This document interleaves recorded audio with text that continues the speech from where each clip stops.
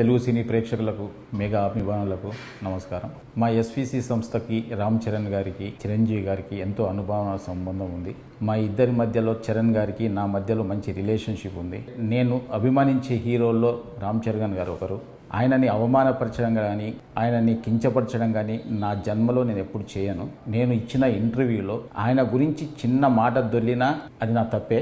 అది జరిగిందని అభిమానులు అనుకుంటున్నారు కాబట్టి వాళ్ళకి నిజంగా నేను క్షమాపణ చెప్తున్నా. చరణ్ గారికి కూడా క్షమాపణ చెప్తున్నాను. అంటే నాకున్న ఆయన రిలేషన్ని నేను పాడు చేసుకోదలుచుకోలేదు. ఎందుకంటే జనం ఈరోజు మాట్లాడుతున్న మాటలు కానీ బయట ట్రోలింగ్స్ కానీ అభిమానుల బాధలు కానీ నేను అర్థం చేసుకోగలను. ఎందుకంటే ఒక హీరోని అలా అన్నప్పుడు ఎవరు కూడా భరించలేరు. నేను అన్న ఇంటెన్షన్ అలా కాదు. మాకున్న రిలేషన్స్లో మాకున్న క్లోజ్నెస్లో నేను మాట దొర్లాను తప్ప ఆయనను అవమానపరచడానికి కాదు. మాకు మెగా హీరోలతో అందరితో మాకు మంచి సంబంధాలు ఉన్నాయి. వరుణ్ తేజ్తో ఒక ఫిదా కానీ, సాయి ధరమ్ తేజ్తో 2 సినిమాలు, చరణ్ గారితో 2 సినిమాలు చేశాం. చిరంజీవి గారు ఎప్పుడు మా రాజుగారితో కానీ నాతో ఎప్పుడు మాట్లాడుతూనే ఉంటారు. ఇలాంటి అనుబంధం ఉన్న వాళ్ళని అవమానించే పర్యంత మూర్ఖుని కాను నేను. దయచేసి అందరు అభిమానులు అందరూ అర్థం చేసుకోవాలి. సంక్రాంతికి గేమ్ చేంజర్ రిలీజ్తో పాటు సంక్రాంతికి వస్తున్నాం సినిమాని ఒప్పుకోకపోయి ఉంటే, ఆయన చెయ్యొద్దు అని ఉంటే ఆ సినిమా రిలీజ్ అయ్యేది కాదు.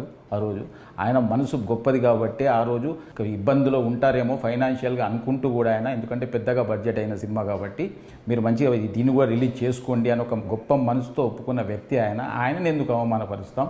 దయచేసి నేను ఆయన మాటలు కానీ అపార్థం చేసుకుంటే ఫ్యాన్స్కి అందరికీ నేను క్షమాపణ చెప్తున్నా. దయచేసి మా రిలేషన్ పాడు చేయొద్దు. మాకు మళ్ళీ నెక్స్ట్ ఒక ప్రాజెక్ట్ రెడీ అయింది.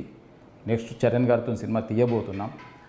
అలాంటిది అనవసరంగా మా ఇద్దరి మధ్య ఈ అభిప్రాయ భేదాలు తీయకండి అని అందరినీ వేడుకుంటున్నా. చూసిన ఆంధ్ర ప్రేక్షకులందరూ కూడా గమనించాలి. నాకు చరణ్ గారికి మంచి రిలేషన్ ఉంది. నేను ఆయన గురించి ఎప్పుడు తప్పు మాట్లాడను. ఇచ్చిన ఫస్ట్ ఇంటర్వ్యూ కాబట్టి కొంచెం నాకు తెలియకుండా కూడా ఏదైనా మాట దొర్లిందేమో, అలాంటిది కూడా ఏదైనా అర్థం చేసుకోవాలని అందరికీ కోరుకుంటున్నాను. Thank you very much.